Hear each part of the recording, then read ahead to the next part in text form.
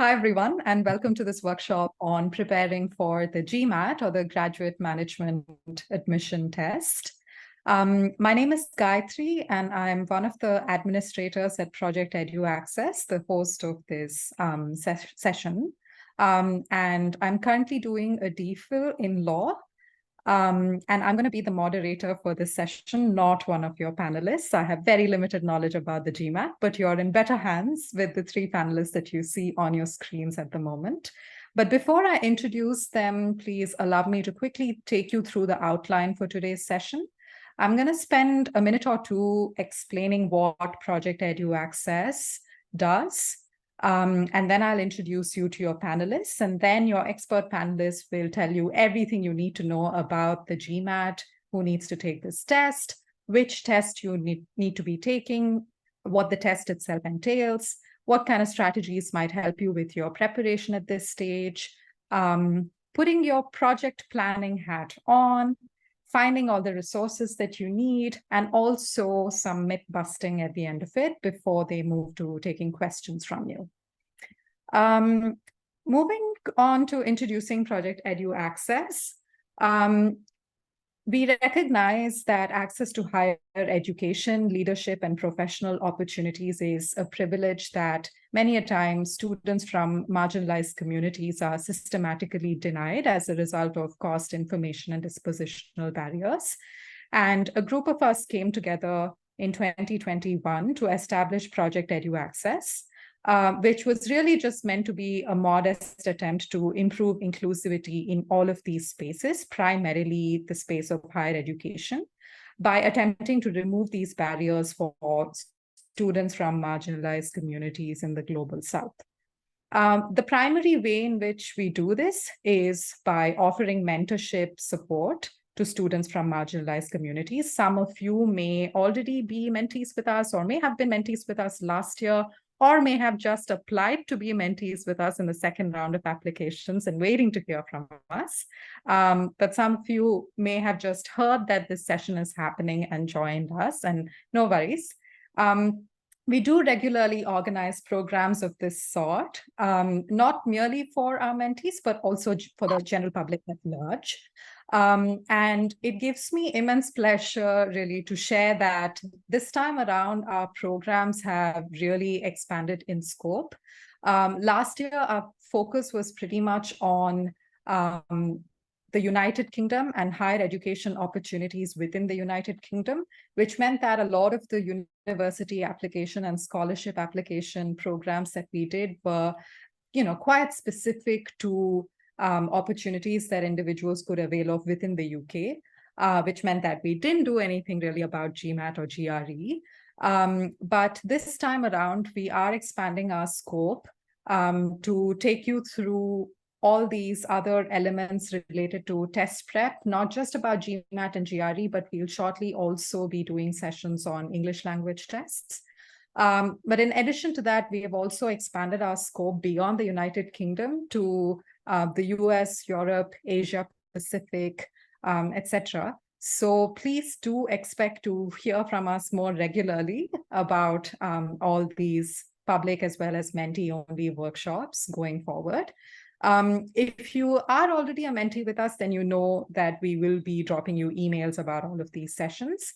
But just in case you are not a mentee with us currently, then please ensure that you follow us on our social media, especially Instagram, because that's where we usually announce most of the programs that we are running.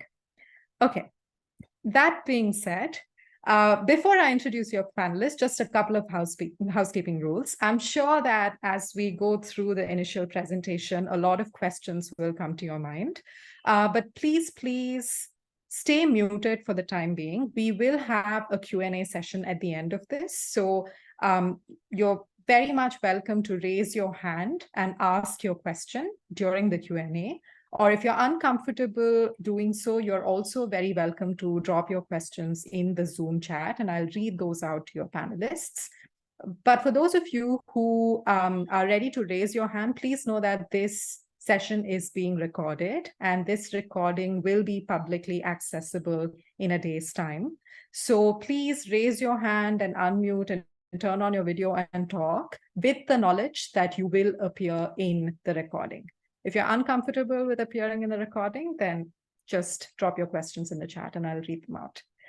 Okay, now that we've got all of that out of the way, here are your wonderful panelists. I'm sure you can already see them on your screen. So we are joined by Dhruv, Ekra, and Lakshmi. Dhruv here is currently working, but is an MBA aspirant. Ekra has graduated from the Central European University, and Lakshmi has graduated from the University of Oxford. And the common factor bringing all of them together is the GMAT. All of them have given the GMAT at various points, at various stages, and will have a lot of advice to offer. So yeah, keep those questions ready as we get through this presentation. I am now going to hand over to Ekra. Hey, good afternoon, good evening, everyone. Thanks a lot for taking time and coming up today on your Friday evening. We all know we all want to relax a little bit on the Friday evening, but really appreciate coming here. Thanks a lot, Gayatri and the project EduAccess for inviting us. We are very happy to share, whatever information that we have gathered with the broader community, especially when I think most of us are part of that as well. It's very happy to be here. Just wondering, before we start, as Gayatri mentioned, we have a lot of content. You might have seen in, the outline page, it's almost filled there. So before that we get into it, just wanted to do a quick pulse check. And I believe Sabir will be posting some of the questions, which is something around understanding how our audiences are in terms of preparations, or do you even know what GMAT is, for example, or not? So I would really appreciate if all of you can take a minute and answer super quick questions around that, so that we can determine, where most of our viewers today who has joined in, which phase of the preparations they are, so that if needed, we can actually accommodate and, our presentations during that section, if that makes sense. So yeah, please do take a minute and answer that. That would be really helpful for us. And again, we are not recording your answers by any means, so it's just for understanding, where you are in your process. Maybe we can give a minute, I guess, Gayatri. That's okay to answer that. Yeah, that sounds fair. Could I just check that everybody is able to access the poll? It should be saying on your screen, at least I am saying. So it should have popped up. On the host side, I can't see anything except the PPT. Yeah, no, I understand. Maybe even drop a chat in the message in the chat when you're done, so that we know at least some of the folks have gone through that already. Or if needed, we can give another few seconds or a minute extra. Okay.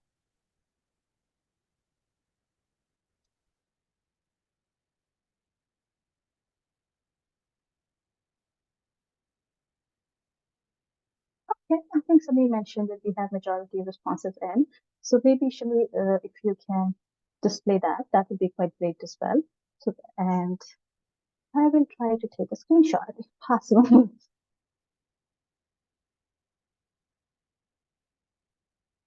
Okay.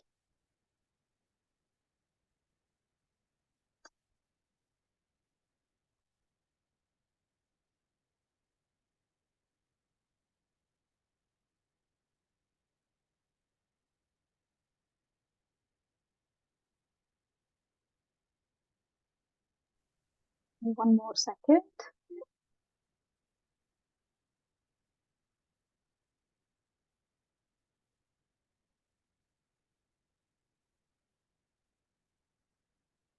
Okay, I'm taking screenshots and hopefully we can, go through that. Thank you, Samir, and thanks everyone for answering that. That's really useful. So yeah, if I can quickly look at the result here, it feels like majority or quite a significant person, especially for the question number one, are not sure if they should even consider GMAT. And looks like we're in the right space for that to answer their questions. And some folks are saying that they would be taking this year. And for the other question, Around 50% is saying they know almost nothing or very basic. So I think we will cover that as well. Perfect. So thanks again for answering that. So let's get into that. To be fair, we have tried our best to, make it a little bit more high level and to try to give you more information so that you can make a choice for yourself. But as we will go through the presentation, you will see that we will slowly and slowly get into a little bit more of the nitty-gritties of the test itself. So basically, I will start with introduction to the GMAT. What exactly is GMAT? As Gayatri already mentioned, GMAT is the Graduate Management Admissions Test, and it's a standardized test, very similar to CAT in India. If you happen to be Indian by any chance, you will know CAT is a business school test. Very similar to that. It's a standardized test usually for students interested in business-related graduate programs. That will obviously mean MBAs, Master in Finance, Management, and others, but also some of the time doctoral programs in the management degrees as well. So if you are into this space, or even you may be interested into looking at the GMAT as well. Other generally in terms of content, GMAT generally measures your basic business skills, which is very important to thrive in the business environment, especially the corporate. That kind of starts from quantitative foundations to critical thinking abilities and analyzing your reading comprehension, like how good and how fast and how well can you analyze a written document. So that's actually just tests some of the basic business skills. And one unique thing for GMAT is that it's a computer adaptive test, which basically means that every question you answer, either right or wrong, the next question, the difficulty of the next question get adapted on that. So if you're doing really well in tests, you will be getting the difficulty of the question, but kind of a little bit increasing over when you're nearing the test. So this is a little bit unique, I would say, compared to the CAT. So I'm not sure if CAT is a computer adaptive, but not a lot of tests are computer adaptive. So that's a little bit of a unique thing about GMAT. And in terms of score validity, it's usually valid for the 5 years. So once you have taken and if you're happy with your score, you should not immediately retake it again within the 5-year period unless you want to. So the score will be the valid. And in terms of expense, and I think this will be the most annoying part of the test will be it is expensive, sadly. And especially because it is, this is an American nonprofit that translates everything in dollars, especially if they're joining from emerging markets or developing countries, the conversion rate of the dollars can really mess up the head. So we totally understand that this is a very, very expensive test. And I think that's why we were actually coming in from so that you guys can make a better choice in understanding do you even need the test in the first place? Because and we wanted to help you with making that informed choice. So if you need the test, at least you will try your best to utilize all the resources that you have and to hopefully take the best out of that. So yeah, Gayatri, could you move to the next slide?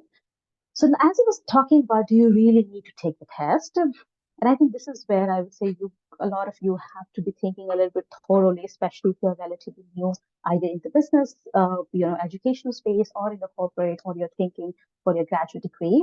So the first thing, as I mentioned earlier, is that GMAT is usually required if you're interested in business degrees, and mostly in North America and Europe, and maybe some of the Asian Pacific countries too. If I remember correctly, I think ISB in India also accepts GMAT. It may be a replacement for CAT. Please correct me, sorry for that. I'm not super sure on that. But if you are targeting your graduate schools, either your graduate degree or a master or doctoral degree in North America and Europe, you may need to take that test. But again, we don't want you to assume that just because you want to do an MBA, you have to take the test. This is where the researching and kind of checking the school websites really come in. So once you know that you want to do a business degree, a graduate program in a business degree, and you ideally know a little bit which kind of schools do you want to attend, we really strongly suggest you go to the school's website and look for them. Do they really mandatory want it? And the reason why we're mentioning is that since COVID, when the world has been collapsed in a good sense or bad sense, depending on the hybrid and a lot of at-home things has increased quite drastically. Since COVID, a lot of schools, even top schools, have gone test optional, which basically means that you don't need to have a test to submit a valid application. obviously, most of the time, how it really works is that either school very clearly mention on their website that, hey, you don't need a test score if you can prove it. Or other times, school will basically ask you to, fill a short form, basically, where they will ask you to mention in a very tiny, less words, sometimes even 100 words to 200 or 250 maximum, mentioning that why do you think we should give you a waiver? And that, very short mini essays, usually you have to write that, hey, I think I have a quantitative skills because I did an engineering background, or whatever. I believe I have a great verbal skills because I work in a corporate, maybe in a very heavy marketing, or maybe in a very public policy research, whatever is that. So you basically make a short case for yourself saying that, and mentioning that I have XYZ skills, which proves my quantitative and verbal, expertise, and I believe I should be getting the waiver, and they usually give you that. So once you have done all these, and then you realize there are still some schools who wants the test, and you do want to apply to them, like where you want to submit a strong application to those schools, then you still have one more thing to check, which is that do they accept any other tests? For example, GRE or executive assessment, or even LSAT at some point. LSAT is mostly for lawyers in the North America, so we'll not be focusing much on that. GRE, which usually initially used to be, a little bit more focused for like humanities and other graduate schools, non-businessy graduate schools. Now GRE is gaining quite a lot of in popularity. And a lot of business schools, I would say majority of the business schools, even the top ones, accept that.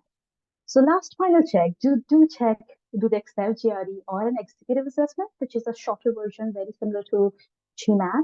Do they accept those?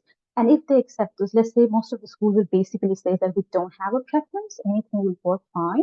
In that situation, I still don't want you to assume that you have to take the GMAT just because you want to do a businessy, degree.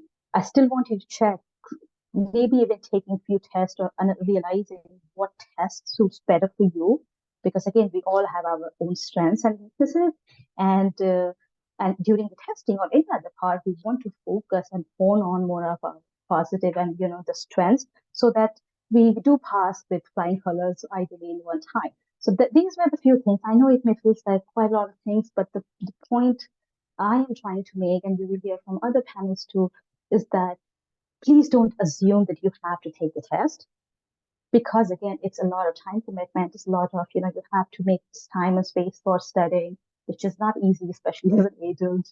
And plus, it's a lot of mental blocking as well. So it's not that much of an easy test. So we really want to make you an informed choice. And when you make that choice that, you want to go ahead with the GMAT, then I think this is where the planning comes into the picture. Guys, we move to the next slide, please. And one more, a little new nuanced, I would say, about the test is that there is actually currently two tests running. One, as you can see hopefully in the snapshot here, one is called GMAT Focus Edition, and the other one is just GMAT. So GMAT Focus Edition is actually a test, again by the same company, who does that both tests, but this is a newer version of the test that will be getting available from October 23, as you can see in the slides. And what this test trying to do with that, because if you look at in the chart, the original test was long, almost 3 hours, 7 minutes, and then you have few minutes, breaks in between. So it's almost like 3.5 hour grind, very long. So, and again, especially as a kind of adult and working person, you don't have that much of a time. So what they are trying to do is to reduce it, the shorten the duration. So as you can see, the new focus edition would be just around 2 hour 15 minutes. It seems like just 1 hour reduction, but it's a big reduction when you're doing such a kind of a high intensity test. So one thing that I want you to think about once you have decided that you may need to potentially take the GMAT is to looking into which one would make more sense for you. For a few months, I think, because once the GMAT Focus Edition comes in October, it will stay. You will have the Focus Edition and the older version for almost 3, 4, 5 months at the same time. So you will have an option of choosing which one to take. At least we heard from the wise or from the expert that at some point, the older version would be retired. But for currently, for the next 5, 6 months, it's available. So you do have that choice to make. Other major points, again, in terms of testing, is that do you want to take, at home test or at a test center? Again, this was at least the positive development that came out of the very crazy COVID times, was that now you have an online testing available at home, which is a very good thing, especially if you are in a place where you have a stable Wi-Fi, where you have your own kind of personal space, or a school, or you go to school where you have your own study area that you can utilize there. So this really calms down with the anxiety part of the testing for some people. But then you still have this original, older option of going to the test center and finding it. I would say the only caveat, or I would say difference between these two at this point, is that because of the time zone difference, online, it's a little bit more easier to find appointment for the online. You may even get an appointment for tomorrow or day after tomorrow. That might not be the case for your test center, especially if you are in one of those big metropolitan cities. You might, there might not be testing seats available. So you really have to a little bit anticipate when you have to take the test and make sure you don't move your test so much. But other problem can also be if you're not living in one of the metropolitan cities, you might need to travel for the test, which obviously adds to a lot of planning, the whole kind of anxiety in processing, and then just extra work leading up to that. So these two also kind of look into that. Again, however, we understand that maybe in India, given that we don't have all of stable Wi-Fi all the time, maybe online testing would not be the first thing that comes to my mind, but I would generally kind of suggest you to look into from these consequences, especially from these sides, which one to take it, shorter or longer, or from home or one, and so that you can, prep yourself and anticipate everything. Great, we move to the next one, please. Yeah, so from here, I pass the baton to Lakshmi, and she will cover most of the part, and we will come again back at the end for this sharing our experiences. Thanks so much, Ekra. I think I really resonate with what Ekra said. I always say that I only took the GMAT because the online exam became possible, because it was so easy to book it, and it was so easy. And also, similar to that, I would also say, when you start exploring, do you want to do the focus edition? Do you want to do the regular version? I think you should look out for incentives that they give when they introduce it. So when they introduced the online exam, they gave us incentives to say, oh, you can send your GMAT scores to all schools for free. So usually you can only send it to 5 schools for free, and after that you have to pay. But because they were introducing the online edition, they incentivized us to take the online edition. Like I was probably one of the first, I was in the first 2 months of introduction of online exams. So they really wanted people to take it. So definitely look out for incentives that they put out for the focus edition. They might have incentives like that. That's just something that I would put out there. But thank you so much, Ekra. And now onto the test itself. So let's say you've decided that you're going to take the GMAT. The test itself might contain 3 to 4 sections, depending on which GMAT you take. So the more conventional version has quants, verbal, integrated reasoning, and analytical writing assessment. But the focus edition does not have analytical writing assessment, and even integrated reasoning is replaced by data insights. But while there are 3 or 4 sections, you'll only hear about quant and verbal. Like if you go to most training centers, if you speak to people, because all of us will get a score like under 800. I've never heard of anyone get 800, but anyways, under 800. And that score is usually just from quants and verbal. So so it takes up most of your preparation time. It takes up most of your exam time, and it does constitute the score that goes out. So you might get a number between 1 and 10 for your integrated reasoning and 0 and 6 for your analytical writing assessment. But you also get a score of 0 to 51 for quants and verbal. And that's what constitutes your the score that most schools look at primarily, which is why like a lot of our preparation, even today, we'll talk a lot more about quants and verbal, also because that's the only thing that's common to both the versions of the exam as well. So within quants, I know it feels very max, but actually it's very basic math. So you'll only get questions from like arithmetic, algebra, geometry, and word problems. Can I ask, when is the last time any of these, you've heard of any of these? When was the last time that people asked you word problems? You can throw it in the comments. Like, when was the last time that someone asked you word problems? How old were you? Which grade were you in? Grade 12. Okay, cool. I thought grade 10 though. Like, don't you go into calculus and stuff for grade 11, 12? Like grade 10 is like, but I agree with you. Yeah, mostly in high school, which is why like Ekra mentioned, like this is very business fundamentals. Like GMAT is actually really fundamental math, really fundamental English. It's not hard. It's just that we might have forgotten some of this, or we're not fast enough because we've lost touch, or we might be anxious, we might make errors because of like, biases or anxiety. But all of this is things that we know.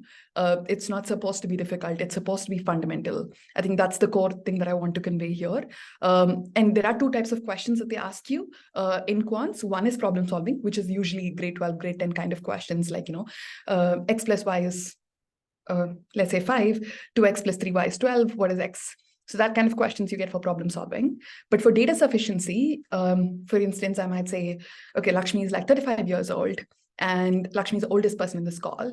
And okay, how many people in this call are older than Lakshmi? Can someone answer that question? Sorry, I know I took a break there very, very unevenly. But basically, if I'm 35 years old and I'm the oldest person in this call, how many people on this call are older than me? Perfect. Anyone other than Rakshanta can answer because max is not a problem for them. Guys, did I speak too fast? Or did I put you all to sleep? I spoke too slow.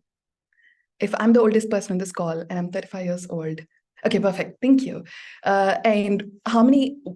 Perfect. Thank you, Akash. Thank you, Mubara. So that is problem solving, but data sufficiency would be question. Statement A is Lakshmi is 35 years old.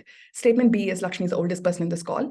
Which of these statements do you need to answer the question, how many people on this call are older than Lakshmi? That would be a data sufficiency question.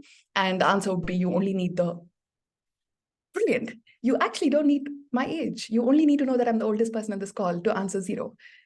Right? And that is not to call you out, Vibha, because I think that is actually exactly the error that I made and a lot of people make. When you hear two statements, A and B, if it's only A, you need to answer a question, you usually get it right.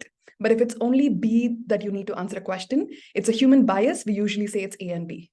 And that's a bias that's been recorded a lot in GMAT testing. And that's the kind of errors that you're likely to make. So thank you so much. That's going to be part of the next slide, but thank you for preempting that. But basically, those are the kinds of questions that you'll get. You'll have problem solving, you'll have data sufficiency, and they'll all be very, very, very basic. And if you're in a relaxed environment and if you're conscious, then you will get it right. It's only about like, within that 3 hours, within that time pressure, do you get it right is what you're practicing for. And in verbal, you have 3 sections, which is reading comprehension, critical reasoning, and sentence correction. Again, I know verbal sounds like it's English, but it's not really English. Like reading comprehension and critical reasoning is just logical thinking. So you read a passage and you answer a few questions, or like critical reasoning is exactly like logical thinking. But sentence correction is a little bit English, like it's grammar and things like that. And it's again like it's still multiple choice. So you can still like intuitively say some things because you've been taught this from very young. And we'll talk about that. But again, I just want to stress that these are fundamentals. And this is not a test of your intelligence at all. Like no test is, but this also is not. So this is just a test of your knowledge, skills, and application. And we'll move on to the next where we have some strategies that you could use to prep. I'm very skeptical about this section because this is how we prepped, and it's very specific to, who are you as a person, what is your rhythm, what works for you, what doesn't work for you. So we would really encourage find your own rhythm, find your own pace, find the techniques that work for you. These are just things that might have worked for some of us. At the end of this, I'll also invite Ekra and Dhruv to share their perspectives. But firstly, I would say, first you decide what is your pace, how much do you want to work, how much can you work. Like maybe you have this option of you can take 10 days off and prepare for GMAT, and maybe you also want to do it, but is that good for you? Working all day every day for 10 days, maybe not. Maybe you should not do that to yourself. So try to think about what is good for your well-being, what is really required, and what can you do given your other commitments as well, and only decide based on that. I think there's a lot of information out there to say, oh, you can complete GMAT in 2 months if you're really good. And there's also things like, oh, I've been preparing for 2 years. So I think don't go by anything that people say or the averages, because I think everyone's journey is different. I think Rakshanda said, for them, max might be easy. For me, max might be harder. So I think it really depends on where you're at and what you need. So do take that into consideration. And one thing that I think all 3 of us agree on is test early. like even before you do any preparation, take a sample test of GMAT and also possibly of GRE, so that you can choose which one works. Like when I saw the GRE syllabus, I was like, there's no way I'm going to take this test. Like even if I prepare, I'm not going to do well on this. So I think for me, GMAT was just the easier test. And I'm sure like everyone will have their own personal preferences when you take the test. So take the test without any preparation. Hopefully actually take a sample test of both. There are a lot of free tests and Dhruv will go through those in the next section. But take one test, see your baseline, see what's comfortable for you. And even if you've decided that you're only doing GMAT, take a baseline test and analyze. I think more than the testing, just analyze what errors do you make. Just to see where should the work go in.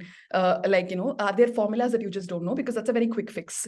Like, for instance, I didn't remember a lot of permutation combination stuff, so I just had to learn them. Or there might be places where you're just not fast enough because you've lost touch. So that's your skill. Like, can you practice a lot more of those sections?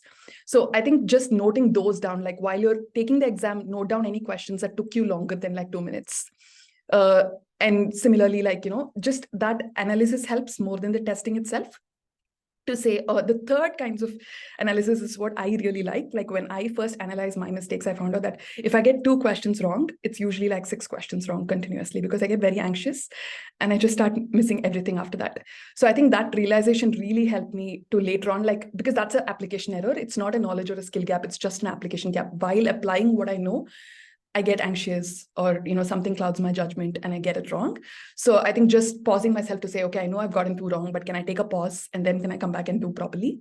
Or it could also be a cognitive bias. Like, for instance, the one that I said, like when the answer is B, most people usually say A and B. And that's like proven. I think 60% of GMAT applicants face that bias at some point or something. So that's something that I would definitely encourage, like analyzing your own, you know, things to say, what other biases might you have? Like, for instance, for me, one big bias with reading comprehension was if I see anything that's very deeply chemistry or geography, I get really scared and I just get everything wrong. So I think just acknowledging, calling out those biases so that you can deal with them is something that I would personally really work for me. Like, because rather than hampering, like, you know, this is a section that I'm doing badly, like starting to go into what about that section are you getting wrong? What about it is throwing you off? So I think those patterns are really interesting to note. And the final thing that I'll say is just prioritizing. Like when I started, I looked up like what is the average GMAT score that were needed in schools that I went to. And honestly, if you're applying to the United Kingdom, it's very low. Like if you look at Cambridge, Oxford, like the average is like 680, something like that. And I think if you get like 700, 720, you're in a good place. You're in a really good place to come in. So I think I knew from the very beginning that I was not aiming for a 750 or a 760 or like, you know, a big score. So I was like, I am not going to burn out myself by like working. And that might be a very defeatist approach. I'm not recommending that for everyone, but I'm saying that's what helped me to say that I'm not aiming an 800. I'm not aiming 760. I only want 720. That was my goal. So I think that really helped me to say, I like these 2 questions to say, what are your lowest hanging fruits? Obviously, you're going to do those, but also is the juice worth the squeeze? So for instance, for me, the grammar parts were like, I could improve like 4 points, but I'll have to put in so much effort for those 4 points. And so I made a decision to say, it's okay, I'm just not going to do it. So I think just deciding like, you know, is that really worth it for you? And also finally, if you choose that this is not worth it for you, there are hacks that you can explore. Like for instance, there are, I think choice by elimination, a lot of us would have heard in multiple choice questions, like there are common choices that they give you to throw you off. So I think the more you start, you know, exploring what kinds of questions come up, you'll start seeing patterns in the wrong answers that they give you to throw you off. Then you can eliminate those. Those are hacks that you can choose without like actually learning the deep concepts. Just like looking at the options, you can sometimes answer.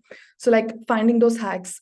Overall, I think my 2 big things would be prioritize. Don't aim for like 800. Don't push yourself too hard. And secondly, test often is what worked for me. But most importantly, find the rhythm, find the pace for yourself. Like you might realize that you don't want to test often and that builds up anxiety for you, in which case you can always take the choice that, okay, I'm not going to do full tests. I'm going to do section wise, or I'm going to do pop quizzes. I'm not going to push myself. So don't do anything that stresses you out. Because I think the biggest cause for you to lose scores will be if you get stressed, if you're anxious. Right, that's just where I'm at, but I'm going to quickly invite Dhruv to share your perspectives from like your experience preparing as well.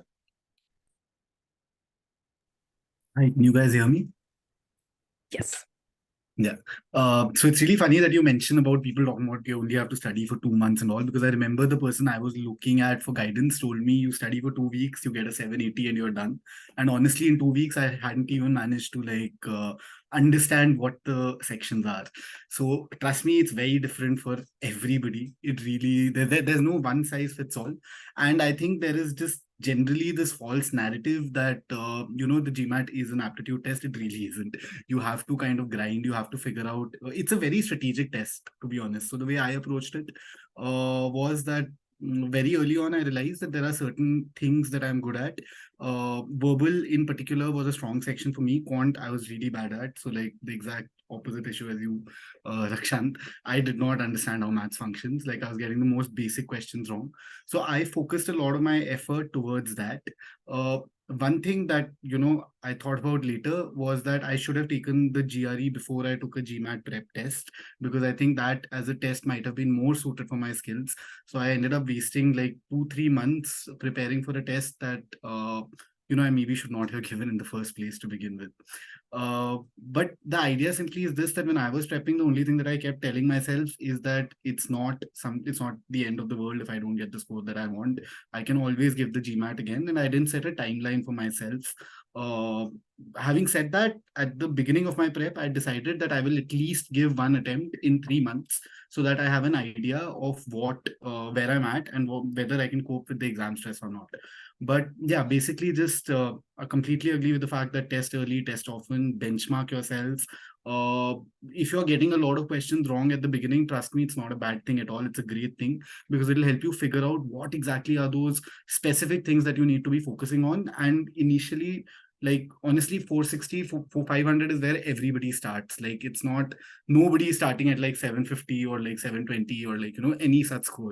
Everyone's starting at a really really small score, and slowly as you keep focusing, fine tuning your skills a little bit, it gets better. And one thing that I learned during my prep is that you don't have to try to answer the whole paper. I was consistently trying to do that. You just have to focus on quickly moving through the paper, answering it strategically, and in the end hoping that the 3-digit number is something that is favorable. So yeah, I think that's what worked for me. On to you, Ekra.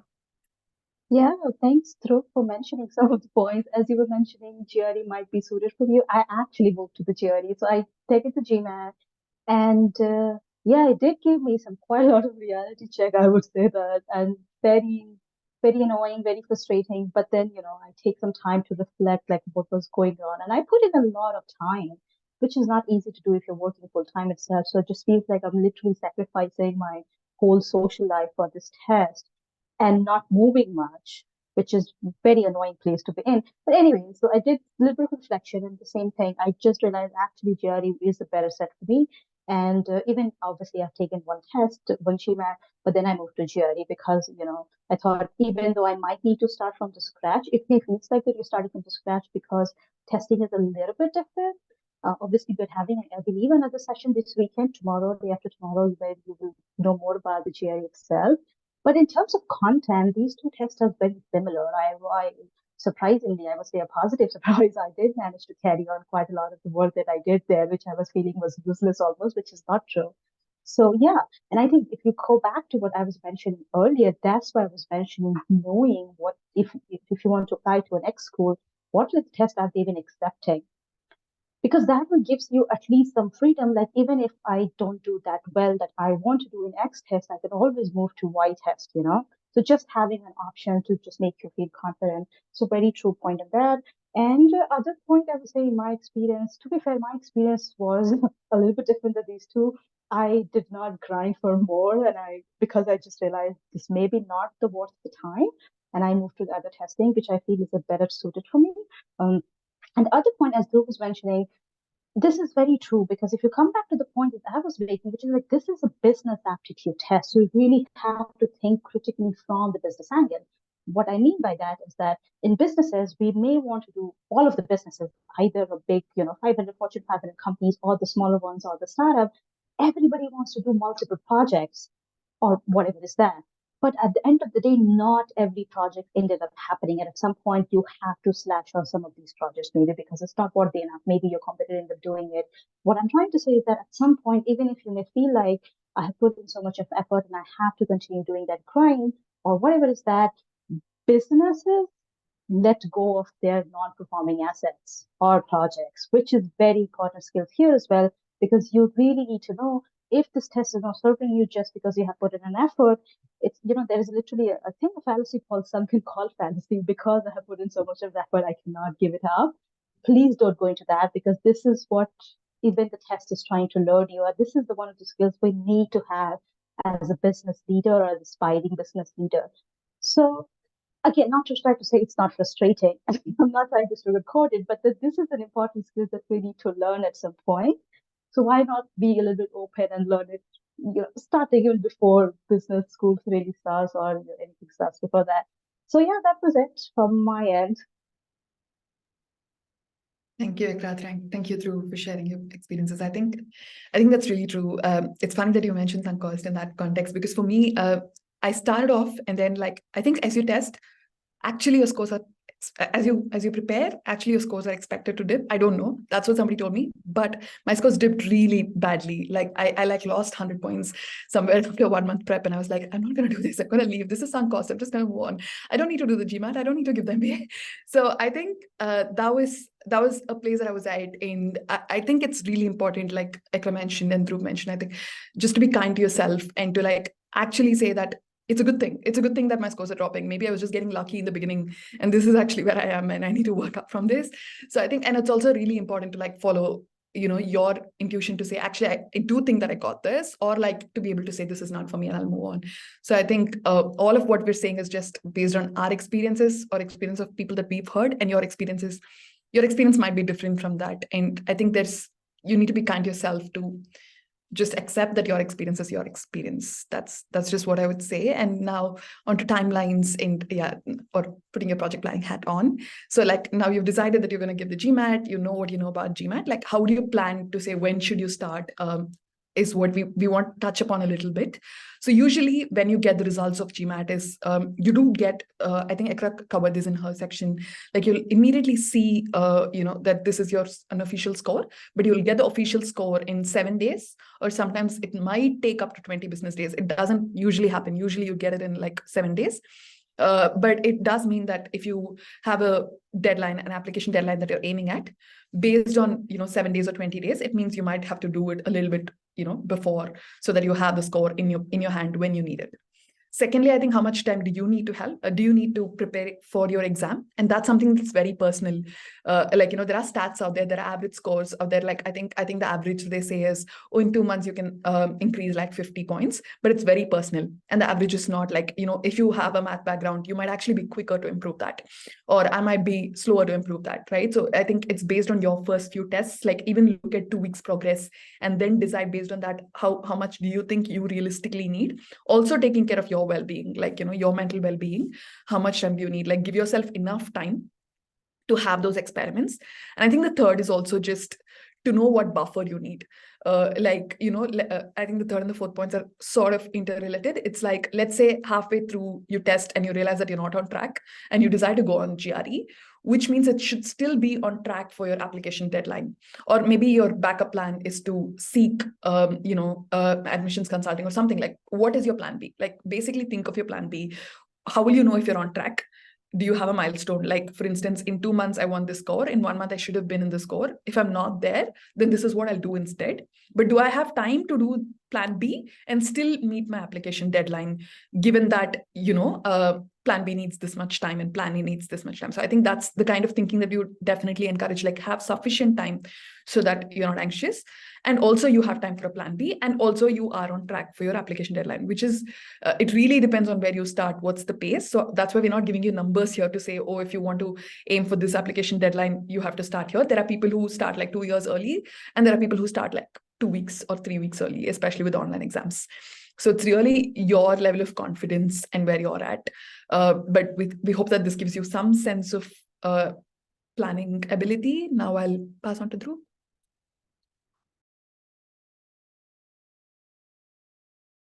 Sorry, my internet's a little dodgy right now. So But yeah, coming to prep material, I think the first thing to know is that you don't have to study everything because it's really an ocean. Again, to go back to when I started, I tried to go and get as much prep material as I can. And what ended up happening is that I learned nothing because it's very difficult to, just read everything and comprehend it. I think the best approach that you can do is maybe spend a week just going through summaries of what different companies and different test prep courses provide, and then decide which is the one that works for you. What are the sources that you want to stick to, and then stick to it. I don't think it makes sense to, constantly keep moving between sources because it gets very overwhelming. And like the key thing to remember about this exam is that it's designed to overwhelm you. So you just have to learn how to not get overwhelmed, how to not get anxious, and it'll happen. So just coming to a couple of sources that, while we were discussing, we realized were very good. The official GMAT website and the official guides are your absolute Bible. Whenever in doubt, whatever they say is right. So that's something that I would highly recommend. I also recommend that irrespective of whatever other source you decide to use, consistently keep answering official guide questions, because what I realized during prep was that sometimes the questions that you get from these other sources are slightly different. So when you go to give the test, you're not as comfortable understanding the language, whereas the OG questions are exactly that, right? The GMAT site has exactly the kind of questions that you're going to see on test day. So it helps keep you in track in terms of understanding the kind of language that is being asked. The second one is GMAT Club. This is great, like a great source to find people who've already been on this journey. A lot of people from test prep companies over here, and a lot of people who've done their MBA are still active. So whenever you have a doubt, whenever you want to know exactly about a particular section, for example, or how much time you should be spending on solving a specific kind of problem, it's a great forum to go on. And it's a great forum to also understand methodologies which might not always be clear where the official GMAT website is concerned. Sometimes the explanation turns out to be slightly confusing. So what I used to do was I used to copy the question from the official GMAT guide, take it to paste it on GMAT Club, and somebody would make it much easier for me to understand. So that is something that I highly, highly recommend. GMAT Ninja is again a great source specifically for verbal. One place that a lot of people struggle is in improving their verbal score, because it's not as like the map is not as clear as it is for quant. GMAT Ninja is a particularly great source. Sentence correction in particular is something that requires you to understand certain hacks and certain concepts where grammar is concerned. So I highly recommend that you follow all their videos, because it really helps you understand how to tackle these questions and to understand things such as parallelism, which when you're reading might not become very clear, but when there is someone explaining it and breaking it down, it becomes very easy to visualize it and therefore answer the questions. Apart from that, Kaplan Test Prep is a good source in my opinion. Like Manhattan Prep is a part of them. The material that I used to prep was Manhattan material. Their guides are what I use to sort of set a foundation. So I feel like they are that it's a very good source. And like you don't have to get all these books to start off. If you want to go and get a particular set, that's fine. But before that, what I would say is go to the site called LibGen. It's a site that has access to all these books. You can just like search for these books, and you will get online copies of them. So I think LibGen is an absolutely wonderful site for students who are prepping and don't want to spend all the savings on like test prep. Definitely go to the site for any kind of books that you want. Then Anki Droid, like I was mentioning, for me quant was a particularly difficult problem to solve, and the biggest problem was that I just did not remember the formula. Like permutation was an issue, algebra formulas were an issue, geometry was an issue. So creating flashcards really helped. Anki Droid is this very simplistic app developed by these kids from Stanford, where you basically create your own flashcards. And what I used to do was, while traveling to work in the metro or in a cab, I would just keep going through these flashcards. And over a period of a month, I realized a lot of these concepts had become really embedded. And the questions, when I was answering them, I didn't have to think of the formula. I could focus on the logic. So I highly recommend this as a source as well.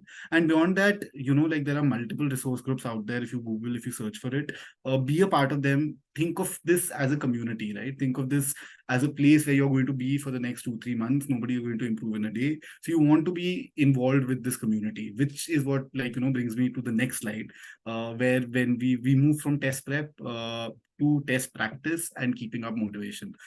Honestly, everybody on this call can really do well in the GMAT. the problem is staying motivated for that long period of time that you have to keep studying, because it's filled with heartbreaks and all. So, like for me, what helped was using like going on Reddit, going to Ask GMAT, asking stupid questions, spending like time, reading about all these success stories of people who weren't able to cross the 600 barrier, but somehow managed to get a 750 or like a 730. So, just seeing that others had done it gave me a lot of motivation to keep going. Seeing that others had spent months getting to where they wanted to, this kept me on track. So I would highly suggest that engage with the community wherever you feel like, this is overwhelming and I can't get beyond this particular barrier. Honestly, like reach out to anyone in your contacts who's given the GMAT, ask them, did they face a similar issue? I can promise you 9 out of 10 people will tell you that they did. So, you realize that you're not alone and that you will overcome this. But coming to test practice. So one thing that I want to put out there is that a lot of people think that by answering 20, 30 practice tests, they'll be ready for the test. That's not true. Your skill building happens with the resources we were talking about earlier.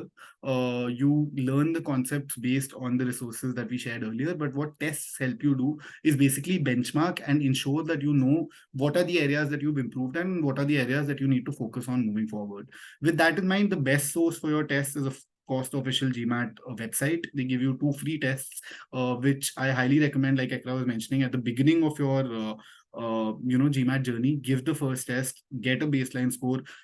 Don't worry about the score. It really doesn't matter. All it shows you is that, this is where I'm starting from, and lets you plan a strategy for where you want to get. The second test, what I did in my case was that I gave it like a couple of days before my final GMAT. Because like it just helped me calm down my nerves and made me realize that this is just simulate the test prep settings better. But they also have 3 additional tests if you want to go for it. So if you feel like you need more tests, these are definitely the best tests. The only problem is that they tend to be slightly expensive. So to get around that barrier of not wanting to, invest in these tests, Kaplan, Manhattan, Veritas, all these websites have at least one free test. And trust me, they're very, very close in terms of scoring to the actual GMAT. So I highly recommend using all the free tests that you can, specifically from these 3 companies. And then beyond that, there is this thing called Experts Global Test Series. It's a test series which has about 15 odd computer adaptive tests in it, and is like way cheap. It was the cheapest resource that I could find online. And honestly, you don't even need 15 tests. So, if you have a friend who's also preparing for the GMAT, you could get this particular test series with them. And that should have you sorted in terms of practice. That should have you sorted in terms of, benchmarking yourself and preparing for the nerves. So yeah, I think that's it. Beyond that, and this is something that I also learned thanks to Lakshmi school and Ekra, schools such as LBS, IE and HALT also give you free tests. So I wish I would have known this a year back so that I could have utilized them. But yeah, you should definitely look at using these resources as well. Yeah, I think we can move.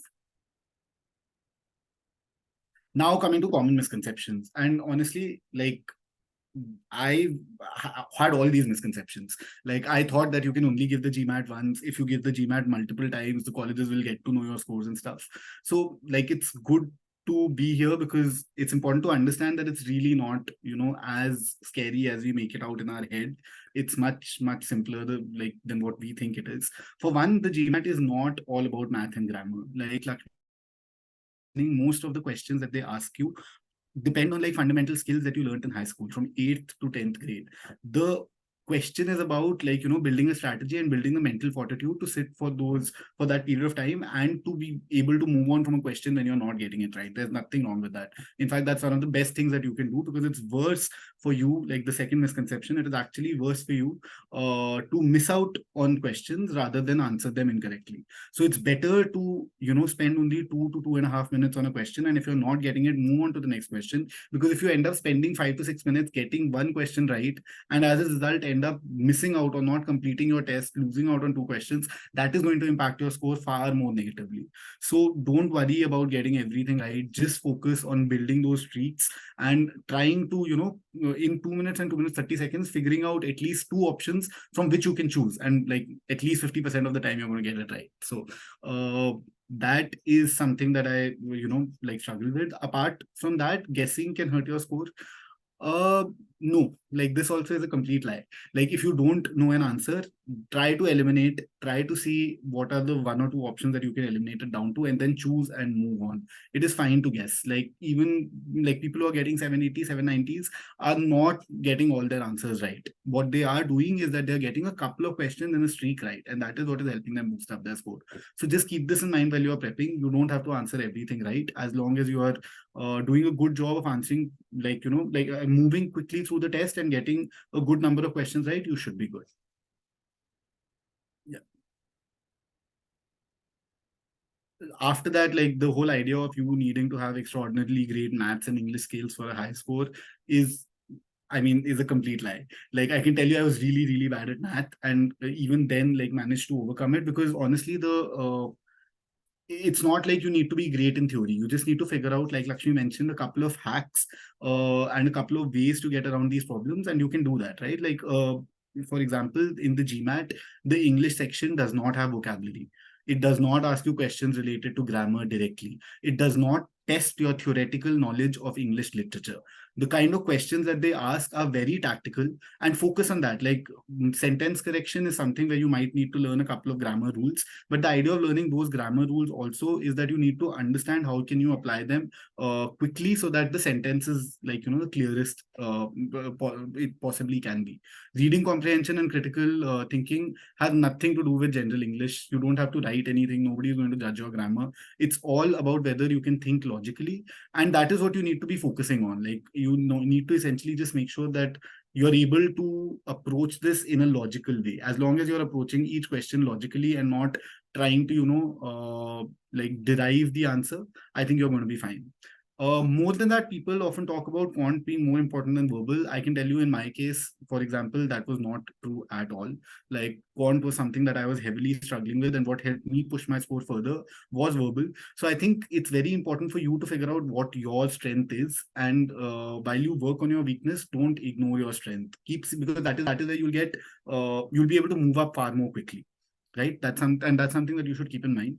Beyond that, one thing that I've learned is that schools don't care so much about the final number. What they care about is the breakup. So you want to show them that you can handle the rigors of quant, for example, if your math is not good and you excel in English, or you want to say that okay, verbal skills are something that I can definitely work on, but I have like a good baseline, and quant is something that is very strong. As long as you're able to show them that you can cope in both and are really good at least in one, you should be fine. Beyond that, the whole idea of cramming is effective for the GMAT. So like that's again not true, because no two questions that people see are the same. So it's not like you can get like these 100 questions, remember all of them, and just go and put those answers and be good.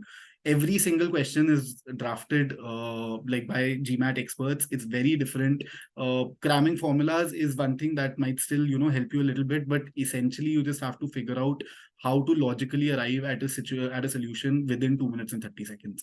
Because if all of us had like unlimited time to do the GMAT, all of us would have gotten an 800. It's just about like, finishing it in those 2 hours and 30 minutes. And that's what you need to be focusing on, developing strategies and skills that help you answer a question in 2 minutes and 30 seconds. As long as you're doing that, you're good. Yeah. Now coming to a perfect score being necessary for top business schools, I wanted to say two things here. One is that like we tend to, index a lot on the GMAT score, and we tend to overestimate its impact on your final B school application. It is just a small aspect of your application, right? It's like a check mark for most adcoms. What will matter more is your essays. So don't think that if you don't get a great score, you cannot get into a great college. There are various ways to make up for it, but beyond that, like again, Lakshmi was mentioning, you need to start out what is it that you're giving the GMAT for is something you need to be very clear. Like if you're giving the GMAT because you're targeting a particular program in a particular school, start with seeing what the GMAT for that, the GMAT range for that school is, and try to aim to get about 10 to 20 points above that. And like a lot of really great schools do not focus so much on the GMAT. They have GMAT scores as low as like 620, 630 as their averages. So if you're getting somewhere around 640, 650, you're also going to be fine. Getting like a 730, 740, 750 is not really going to make as much of a difference in your application as maybe focusing a little more on your essays. So don't get boggled down by, scores. Figure out what is it that you're aiming for. And if you're aiming for, like, let's say, a very elite school with a high GMAT as well, again, like, don't treat it like a sprint. You can eventually get there if you put in the right amount of effort, and if you keep working hard, you will get there. Beyond that, like what I was saying earlier, GMAT prep is not only about taking practice tests. I did this mistake. Like, I'm telling you, the 2 weeks that I spent initially thinking that I'm going to, get that magical 780, I just gave exams. And honestly, my first exam and the last exam, the scores, like Lakshmi was mentioning, went down. So what I realized was that taking tests does not help you build your skill. It is after you've taken the test, narrowing down the questions that you got wrong, realizing that there are patterns in those questions, right? For example, the reason I talk about parallelism so much is because in my sentence correction questions, that was a consistent issue that I was facing. So once I recognized that this is the issue that I'm facing, I was able to spend the next week studying about parallelism, improving my skill, and then I gave a test again, which helped me a lot. So I highly recommend that you don't focus on just taking practice tests. Take a practice test, take a week after that to kind of improve on whatever mistakes you made, and then give a practice test again so that you know how much that improvement has actually been.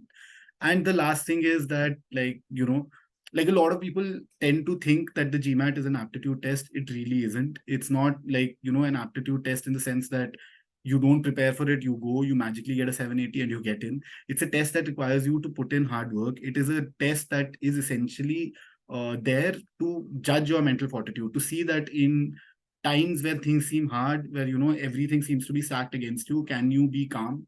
Can you keep focusing? Can you keep continuing on the journey? Because most of the people who've gotten, good scores, what you'll realize is that it took them a lot of effort to get there. It's not something that they were innately born with. And a lot of people have gone through a lot of heartbreak to get to those scores. So don't worry about where you are right now. Just remember that as long as you are putting in efforts in a good direction, eventually you'll get there. It might take you 3 months, it might take you 6 months, but it's fine. Like, there is no set formula of what works. As long as you're getting your score, you're good. So yeah, I think that's roughly about it in terms of like misconceptions and all. And beyond that, anything else, yeah, like I'll open it up to questions for everyone now. Thank you so much, Yutsri, for comprehensively taking everyone through all of that. Anyone who has questions, just to reiterate, you're welcome to drop them in the chat, but you're also equally welcome to just raise your hand and unmute yourself and ask your questions. And please don't hesitate to ask any type of question, even if you qualify it as being silly in your own head. Believe me, it's never silly. Yes, Mubara, you have the floor. Yeah, just wanted to ask, does the round of application relate in any way to the GMAT scores? Like, I've heard that if you apply for round 1, maybe there is a little bit of leniency with how much you score, because in round 2 of applications, the volume of the applications is obviously more, so a higher score is required. I can take that. I used to work in the AdCom at Teach for India, and I can confirm that every AdCom is forced to have the same bar across the year. Like, the round that you apply might affect the scholarships that you get, because somebody earlier might have qualified for a scholarship. Like, even that, not in the first 3 rounds. It's only round 4 that gets affected. I think if you apply really late, you might stand a disadvantage, because the first 3 rounds, there's a higher probability that someone might have cleared the bar for it. But in terms of GMAT itself, it doesn't affect. There is no leniency. If anything, I think in the first round, people start out with very, like, I mean, this is how I would usually answer this question, which is, in the first round, people are expecting a high bar. But then if they see that in the first round, they didn't select a lot of people, as they go through the process, they might actually lower the bar. Like especially in round 4 or round 5, if B schools have a target of, oh, we want X number of students, and they realize that they've not selected as many applicants, they go back to the waitlisted candidates, and then they become more lenient. So actually, if you see that score is actually true, like, you see that there are people in second round or third round have a higher GMAT average, it's because more people apply in second round, third round, and less people, people who are more ambitious usually tend to apply in the second round, third round. Only people who are really prepared, like from the past years, might have applied in first round.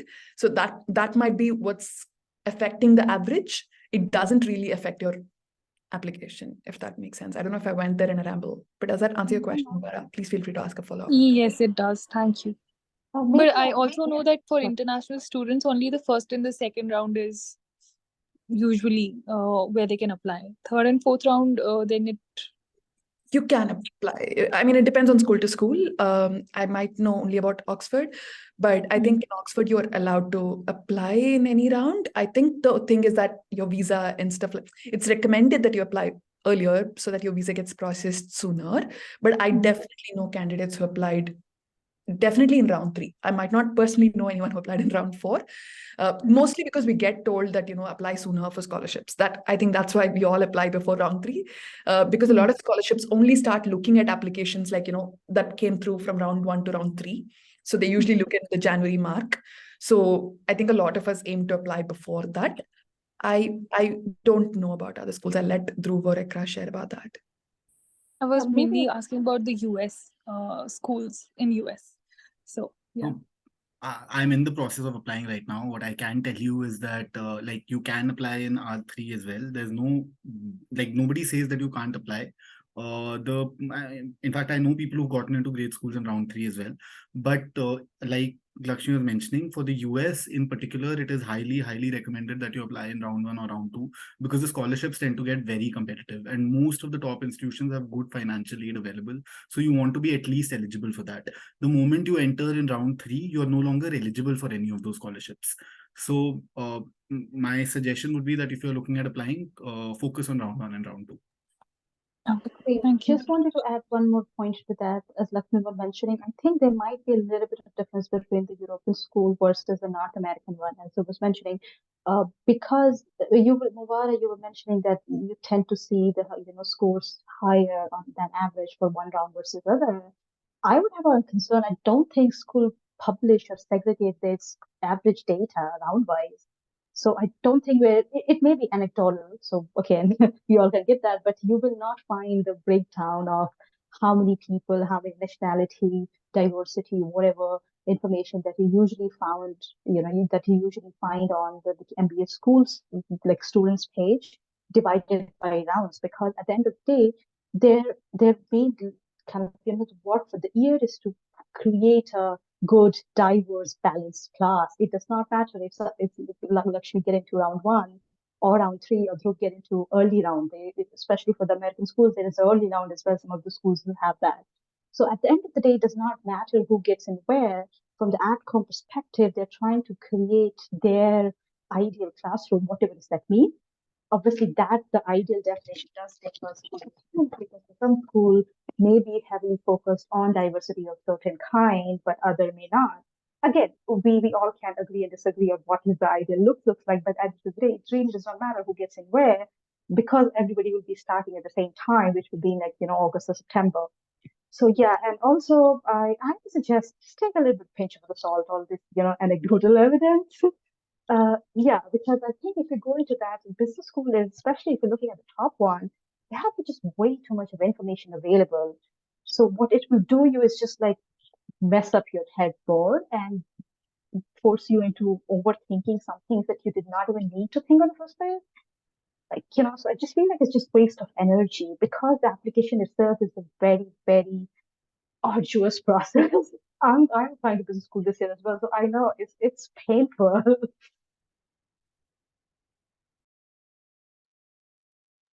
All right, thank you.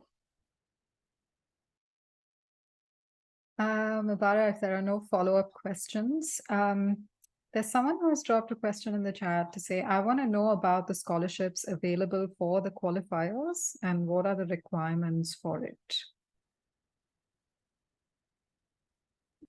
What are qualifiers? Sorry. Yeah. I'm guessing they mean Shavya, qualifying could you explain what is qualifiers? What do you mean by qualifiers? Do they make something like minimum score needed, I guess, for even being eligible? I think that might, if this is what you meant, okay, maybe they meant the minimum score needed, things like that. I think that minimum bar is very different to school and school.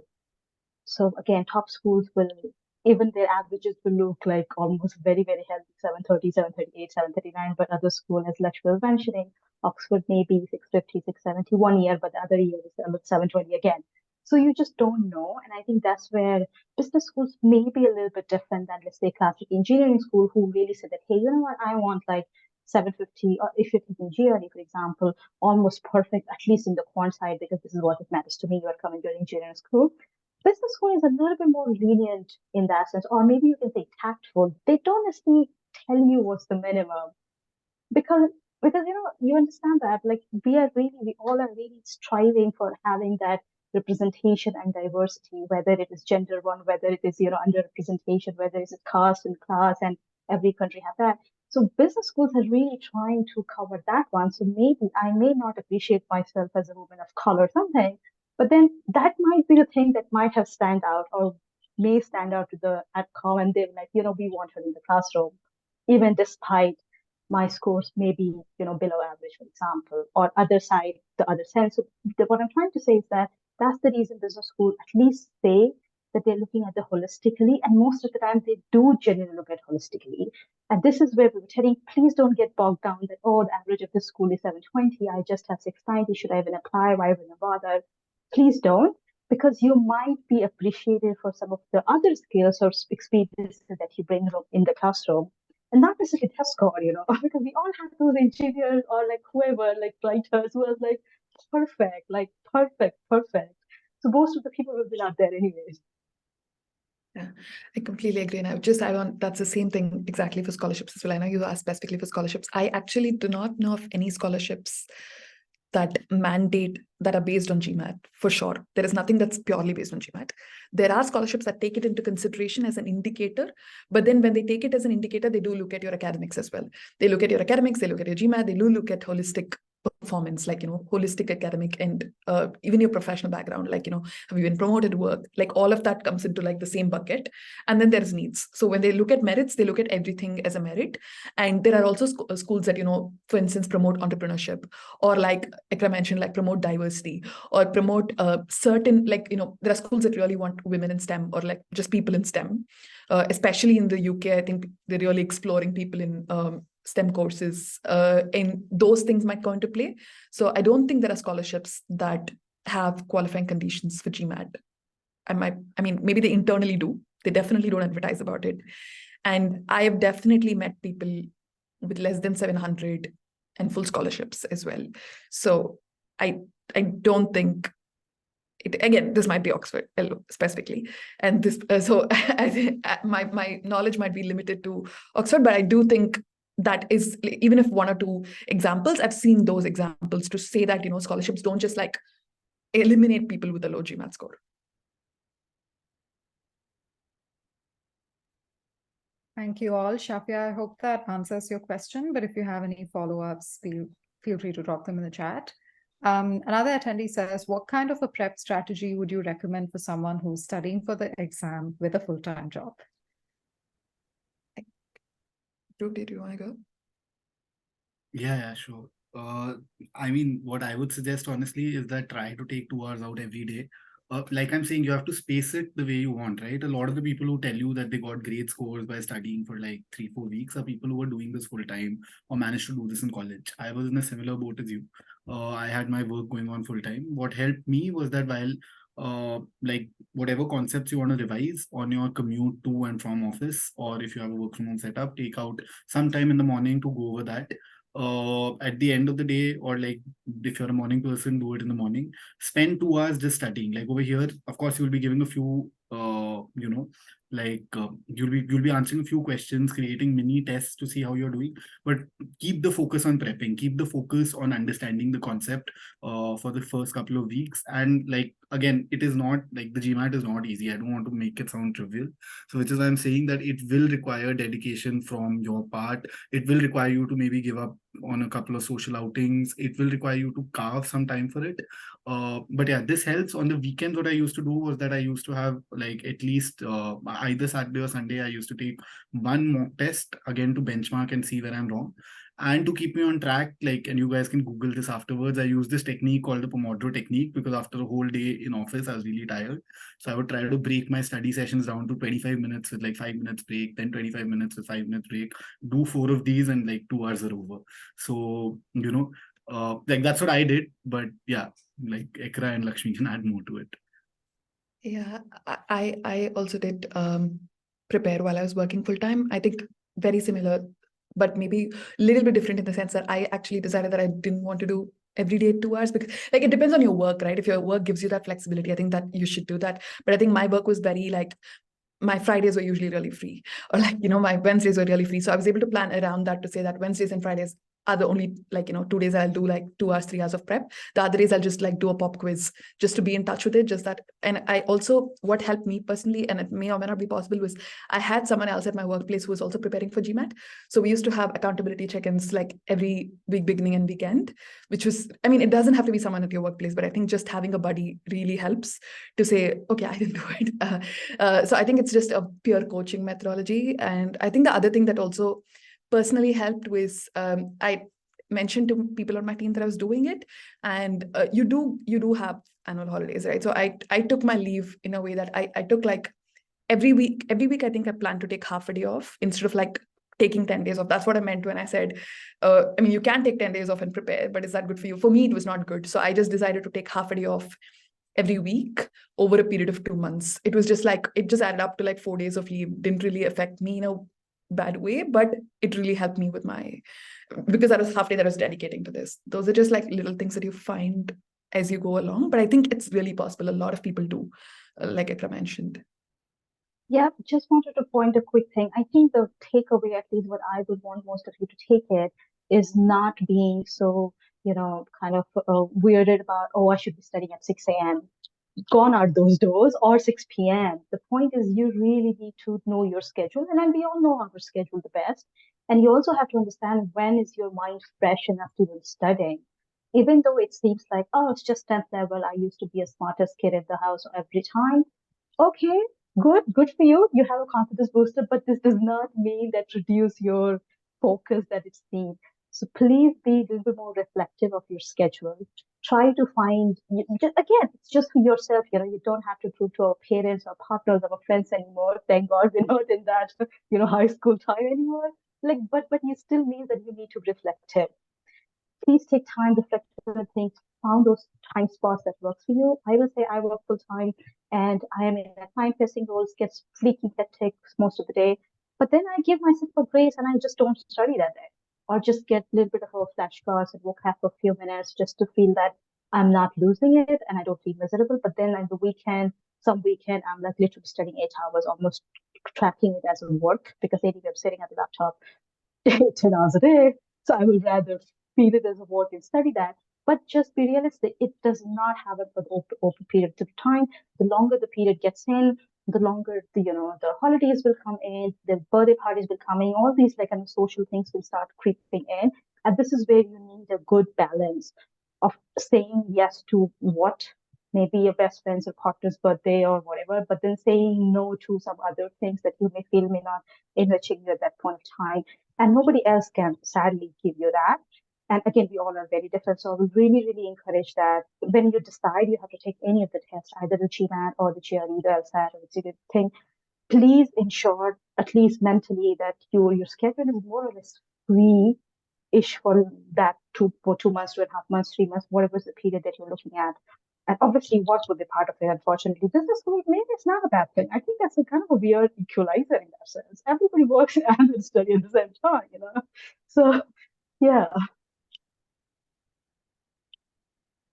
That was it for my Great. No, it's good to have people who have been on that side and experienced the same issue of tackling an exam like this while doing a full-time job. So that's helpful.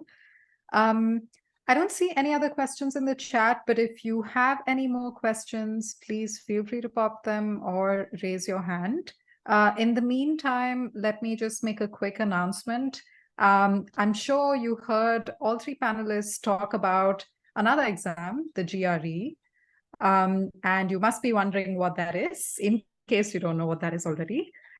We are hosting a public workshop on preparing for the GRE and precisely what this test entails tomorrow at the same time, 7 p.m. IST. So if you want to learn more about this workshop, please head to Project EduAccess's social media, especially Instagram, and then you can go to the link in bio to find the Zoom meeting link. Since I don't see any more questions, how about I give each of the panelists the floor to quickly give us some final advice. And I'm going to put the slides back up because there's this lovely, motivating, encouraging slide here. Ekra, do you want to kick things off? Yeah, totally. I think we all have talked about things and do's and don'ts, but one thing that I want to emphasize, and I have to say this was a little bit for me as well, because I am personally in the business school application phase, is be reflective and really mindful of what we can do or not do. Thank God we are, as I was saying, we're not in that competition phase. At least not like nearby that used to be this time in the school or the colleges. So you don't need to be like creating unnecessarily high bar for yourself, which you know that will not happen. And that may look like differences. You may feel like, oh, I'm going to study 4 hours every day because I can. But we all know in reality that does not happen, especially after this full day before. So please only make, visible targets for yourself. Because if you make unnecessarily, very, very kind of strict or different targets, it will just end up losing your motivation, which is a very bad thing. This is actually more bad than not knowing the content. If you have the motivation, people learn over the content all the time. But then if somebody don't have the motivation or just get frustrated or flushed very easily, even if they know the thing, they may not perform well. So that is the one kind of, the mental aspect, giving yourself grace, part of the situation. Please take that into consideration when you plan to study for things like that. And don't get excessively deadline driven. Worst case scenario, maybe it will not happen this year. There's next year always, And these graduate degrees are not like a grade 10 or 12 that you have to be like next year. Like people come from 2 years experience, 20 years of experience. So these are a little bit more lenient. So take advantage of that if you need to. So that was it from my end. Thank you, Ekra. Should we go to Lakshmi next? Sure. I think very similar. Just don't take anything personally is something that I would say. Like, I don't think the GMAT test is perfect. I don't think I used to work in education. I'm against all forms of exam. I don't think as humanity we've figured out how to test people. So GMAT is as flawed as all our board exams, as everything. So don't take anything personally. If you're not doing well, it's because the exam is not suited to test your intelligence. It's not a question your intelligence.